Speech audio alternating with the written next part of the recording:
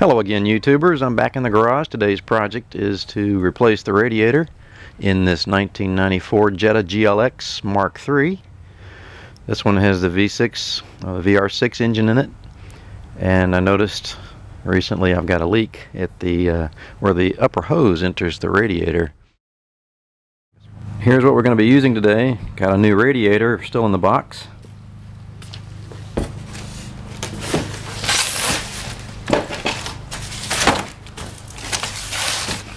This particular style looks just like the OEM style, where it's got looks like an aluminum core and plastic fittings on either side. I'll also be draining and replacing the coolant. This time I'm going to use Pentafrost Plus extended life coolant, mixed 50-50 with distilled water. In the past I've also used this brand, HEPU, however you pronounce it, Maxxis, which is it's equivalent to genuine Volkswagen G++, but it's the pink coolant, long life coolant.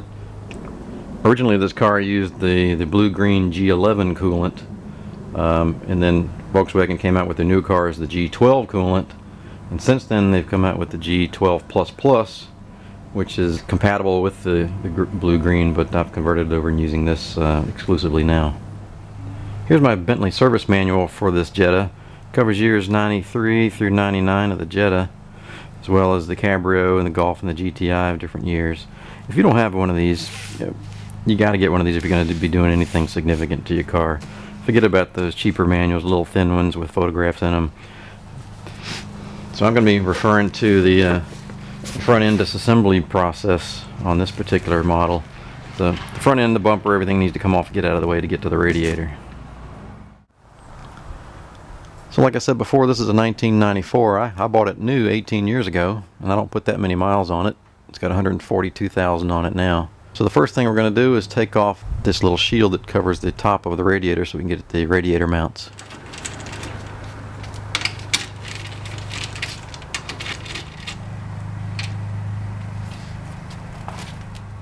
The hood latch mechanism needs to be removed.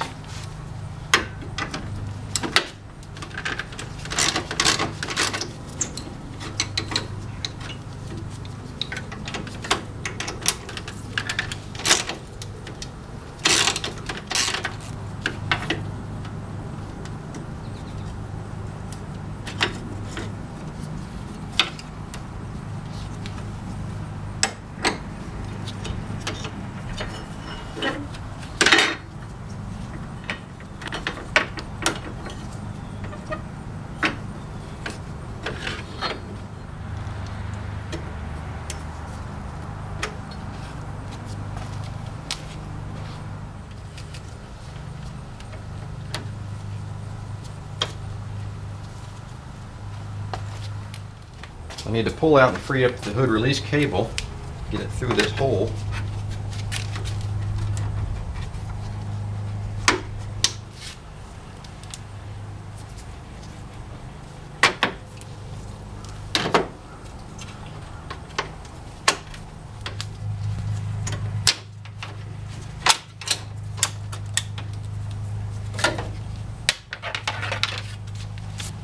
Looking across now from the driver's side, there's a large electrical connector here that needs to be disconnected. It runs to the wiring harness to all the other things on the front bumper assembly. It just rotates and you can pull it apart.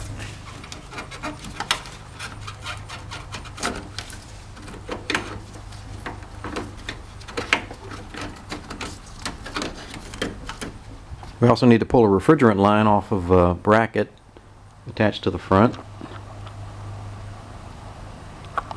It's right there just in front of the oil dipstick.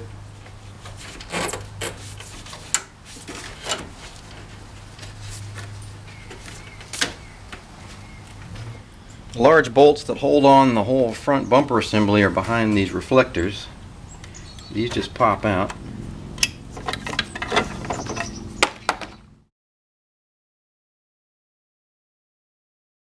bumper. Two 13mm bolts on each side.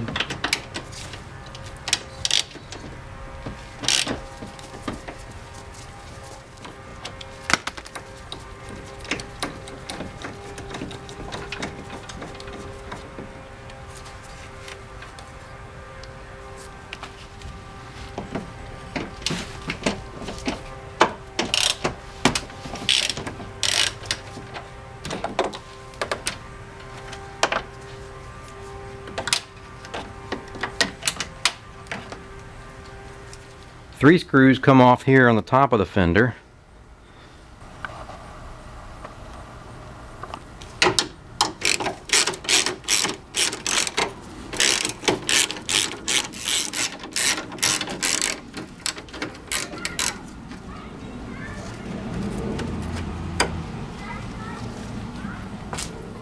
There are a couple of small screws inside the wheel liner that need to come off.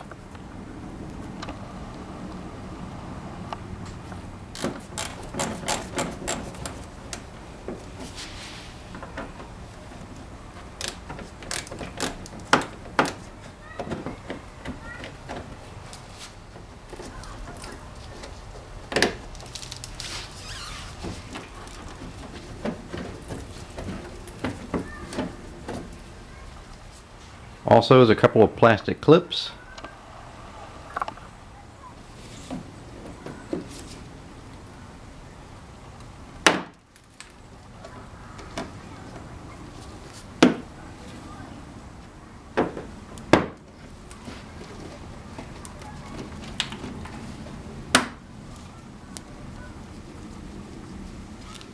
I'm going to remove just a couple more screws so I can get this plastic panel off completely.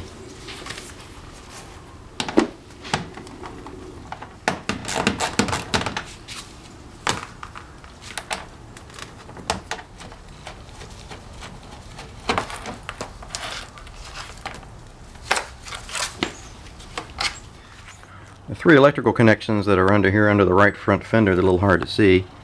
One goes right here to this, the back side of this, which I believe is the exterior temperature sensor or thermometer.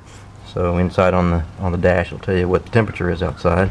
And 2 go to the horns back in here, both horns, so those have to be unclipped. The electrical connectors have to be unclipped before it can pull off the bumper. These are the upper radiator mount pins.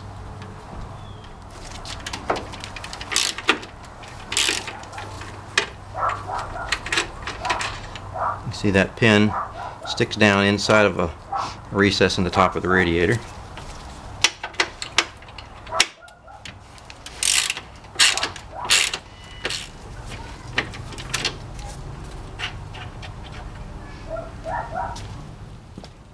Before we slide the bumper assembly and the front end off, I put some tape on some areas of the fender where the paint is very vulnerable when the bracket slides in and out, especially when it goes back on.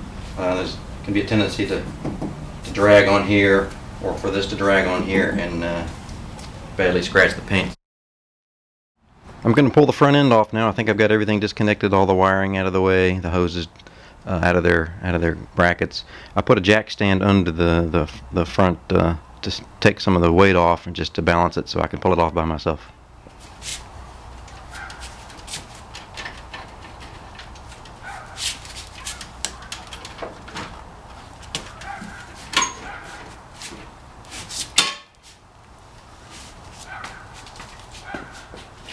So now with the front end off, this is the back side, the right side. I'll show you these 2 electrical connections that I couldn't show you before. These are 2 wires off the wiring harness that's part of the front end assembly. Those went to the horns. And then here is the back of that thermometer, exterior thermometer, that had the electrical connection on it to the car. The front end of the car now. Here's one horn, here's the other. Those 2 wires from the harness on the front end went there, and then the one dangling here is the one that went to that thermometer. Now we got a better look at the front end without the front end in the way. You can see we got the radiator now exposed, and the air conditioning compressor is on the front. The fans are mounted to the back of the radiator. Right here is where my leak is. Let me show you a better view of that.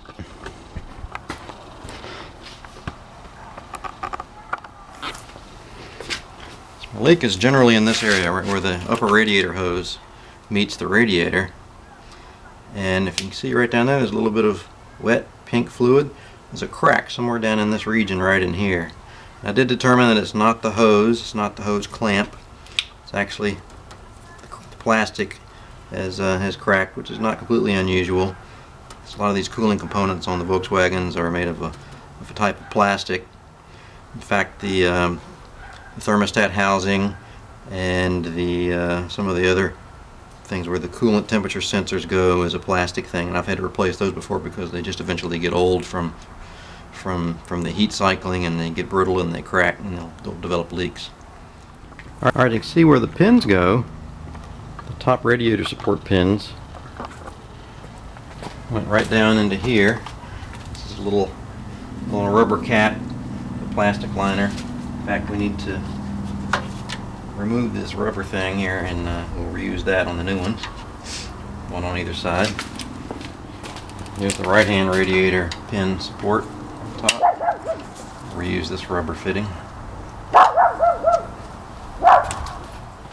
I'll take this time to drain the cooling system, and so the first thing I'll do is I'll go to the reservoir and I'll loosen this cap just so there's a place for air to go in and help it drain. So the coolant drain plug is a little awkward to get to. It's way up in there behind the oil filter housing, and you use a screwdriver into a slot in that plastic screw, and you can back it out.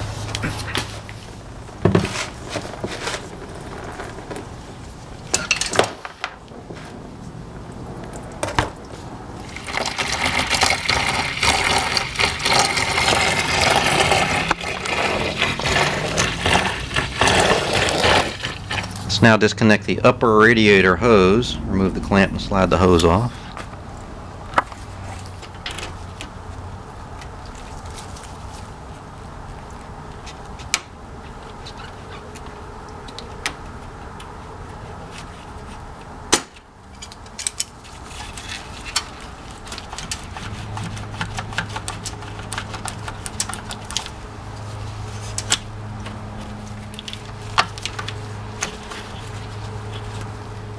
Just below the upper radiator hose is a temperature sensor. Disconnect the electrical connector on that.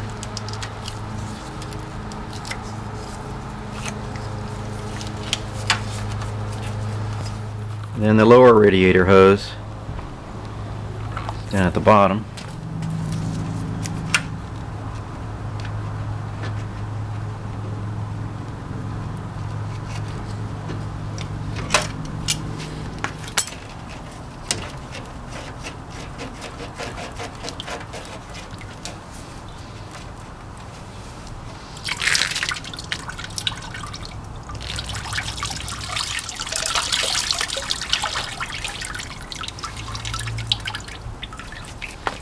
I need to separate the AC condenser from the radiator by removing these 4 bolts.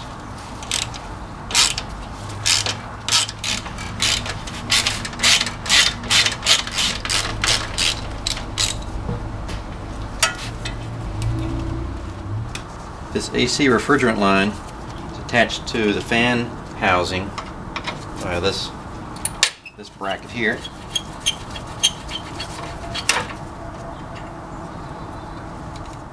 On either side of the base of the radiator, there's a bolt that goes through a rubber bushing here on either side.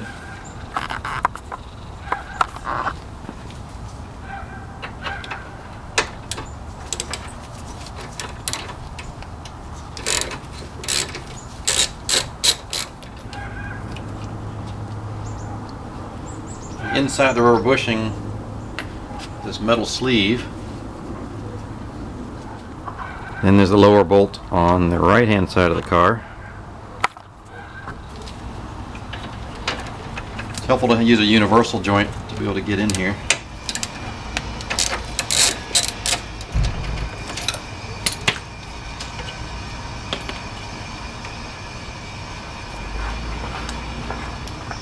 Right, now that the AC condenser is separated from the radiator, and before I pull the radiator and fan assembly out as one unit, I need to disconnect this large electrical connector that goes to the fan.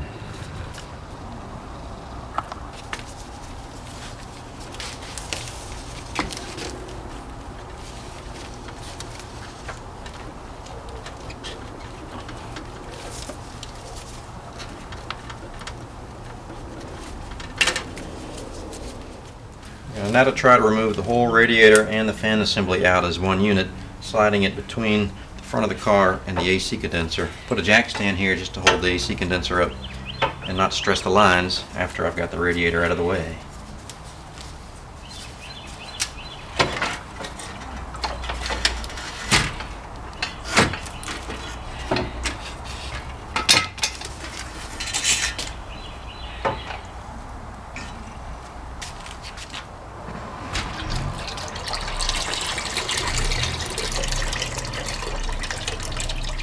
Now with the radiator and fan assembly separated from the car, I'm going to separate them from each other with these 4 bolts.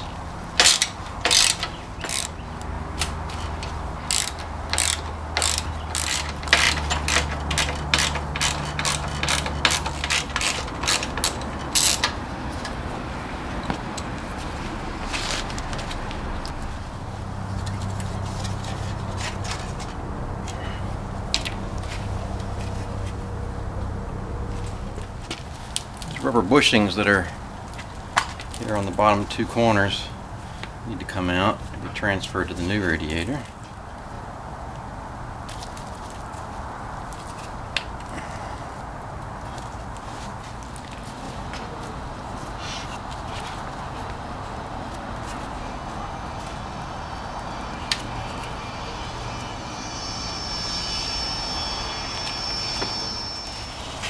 Last thing to come off the old radiator is this coolant temperature sensor.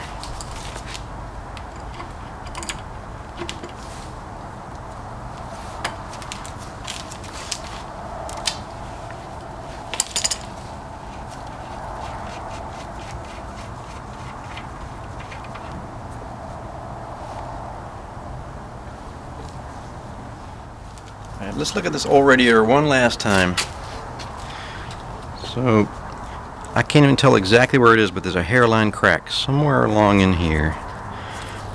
And when the engine was up and running at full operating temperature, after going for a drive and to come home, I'd see a little bubbling coming out of here. And it would run down and settle in the bottom of the car, or drip on the floor of the garage. It would leave this kind of pink white residue that would wash off pretty easily, but that was certainly an indication if I had a coolant leak here. I thought it was just the upper hose or hose clamp, and it wasn't. It's actually a failure in the actual radiator housing here. Now onto the new radiator. Let's reassemble. I'm going to put the temperature sensor back in, the old temperature sensor. Just snug, not tight at all.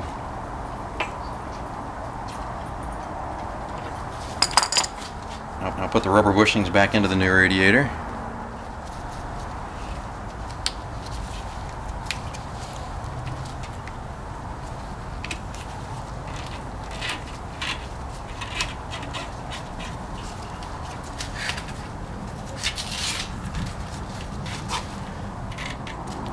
Fan assembly goes back on.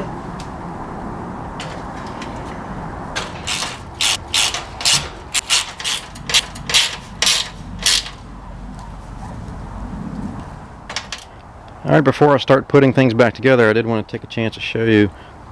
This was the plug I initially removed to drain the coolant out of the cooling system. See, it's got a little O-ring around here. It's threaded. And it has a slot for a screwdriver on the top, and this goes up that way. Let me show you where it came from. So this plug goes into a pipe right here. That's the thermostat housing. One of the coolant pipes, coolant hoses runs into the housing. On the other end of it, right here, it's a little hard to see, and then going all the way back in there, across the front of the engine into the back of the water pump. Some people call that the crack pipe because it looks kind of like a crack pipe. In the middle of that crack pipe, a horizontal pipe, is where this plug goes. There's a fitting that goes there. So you have to go back directly under the car, behind the oil filter housing, and feed this way up to the bottom of that crack pipe. Since this plug has to go in there, way up in there, I can't get my hand up in there, my fingers up in there to get it started, and it's so far up in there. I had to come up with a technique, and the technique I use is I use this. This is a material that you use for sticking posters and things on kids' bedroom walls without having to put holes in the walls. It's kind of like silly putty. It's a little tacky. I think there's one brand name calls it sticky tack. And I just take a little piece off, about like that size, and I stick it onto the top of the plug. So it's kind of embedded into that slot. Then I take my screwdriver and embed the screwdriver into the slot, make sure it's engaged with the slot and the plug, and it'll hold it just like that. Then I can go ahead and run it up in there.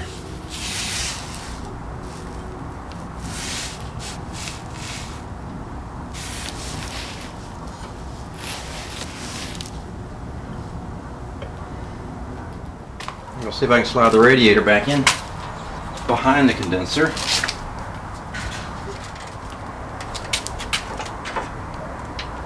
Don't want to put too much stress on these coolant lines from the condenser. Don't want to leak in the AC system for sure.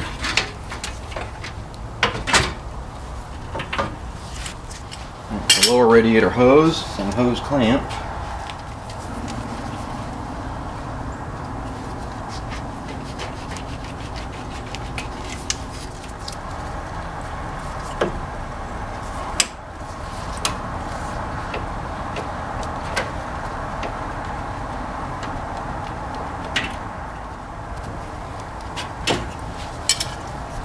Alright, sorry about the change in mood lighting, but it gets dark this time of year. Early. It gets dark too early. So next is this connector, this temperature sensor.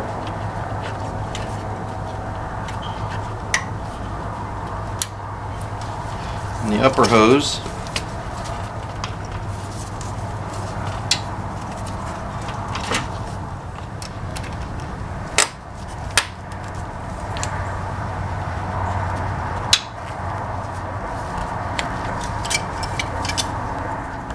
I'll reattach the condenser to the radiator. These holes aren't threaded. Just kind of have to get it started on it.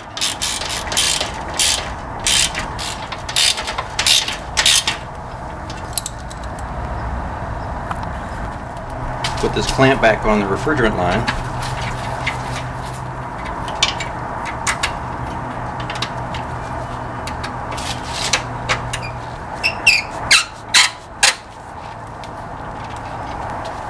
Lower bolts go in with their metal inserts down through those rubber grommets.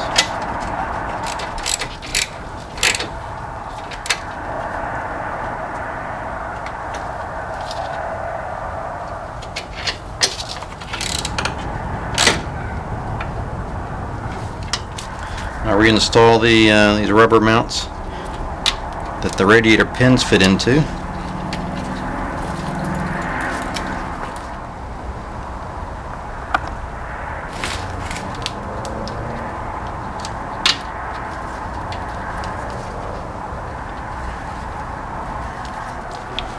Here's the electrical fan, cooling fan connector.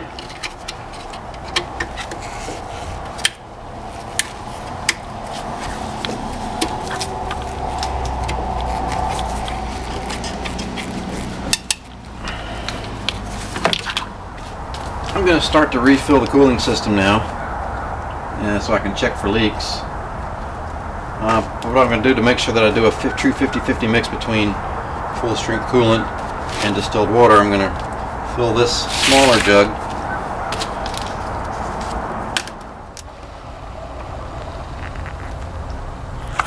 There's the min-max line I'm shooting for. I'll go for the max line, but I'll just sneak up on it. I'll just keep on adding a 50-50 mix until I get there. This system holds 10 liters, which is about 10.5 quarts, so it should be one full container like this of coolant, which is a 5-liter container, plus an equal amount of water.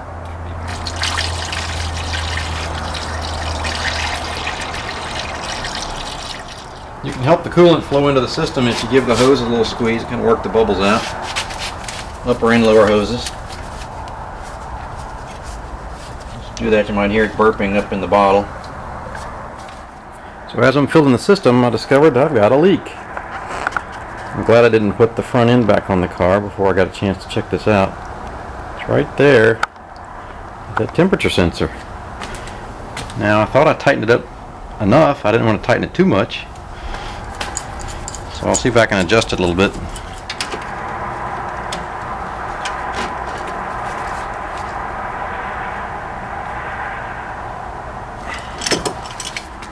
Alright, I think that took care of the leak.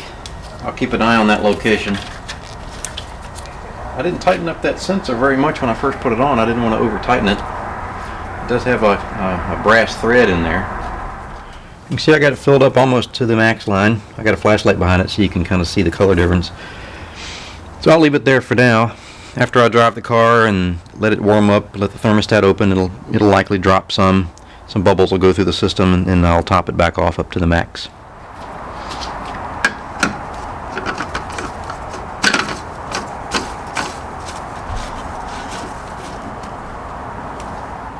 Let's get the front end back on. It's pretty tricky by myself.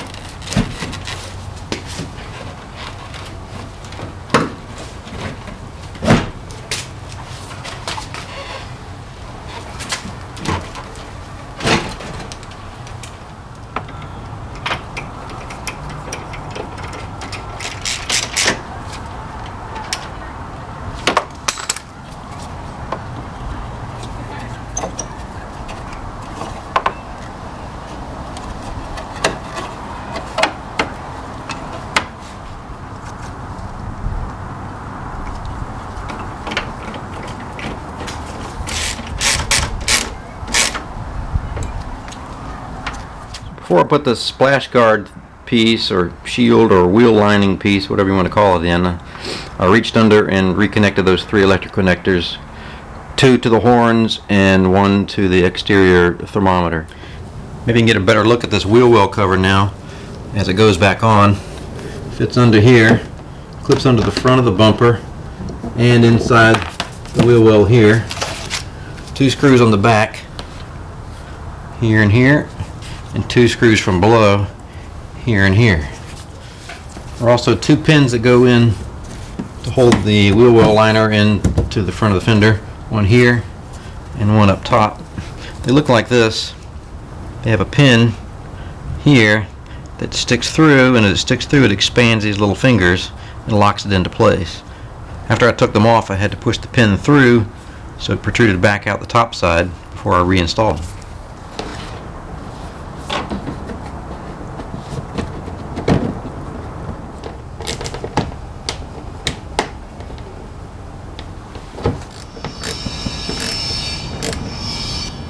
Now I'll just place the pins back in their holes and push the little pin, the plunger back in.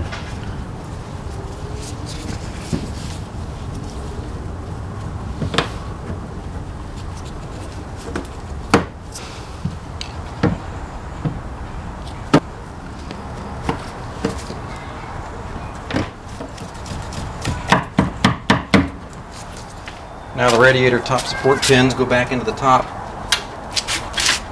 Have to rock the radiator so that it lines up with the pin slot.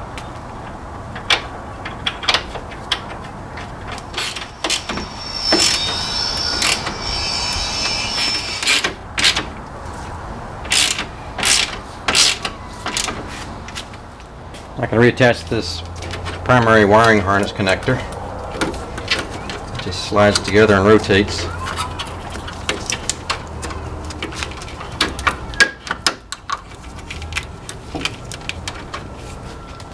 I'm going to route the hood release cable back through the hole to the hood release latch.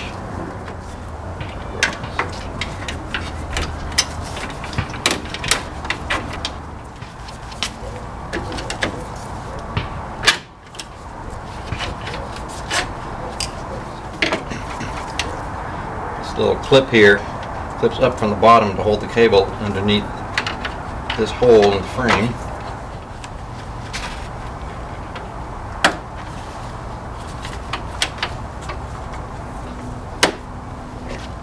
Now back on with the hood release latch.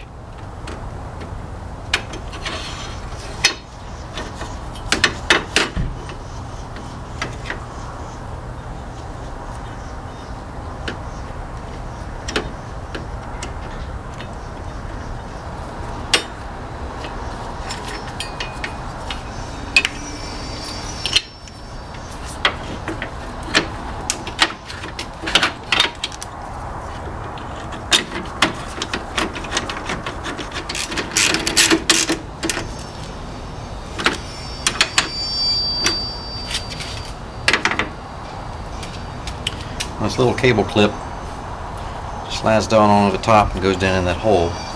Secures the cable to the frame.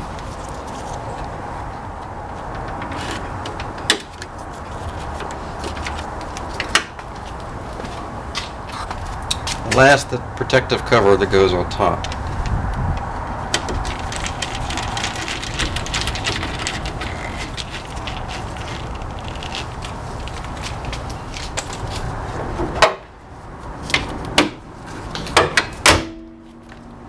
Well, that's it. I hope that was helpful. As always, questions and comments are always welcome, and thanks for watching.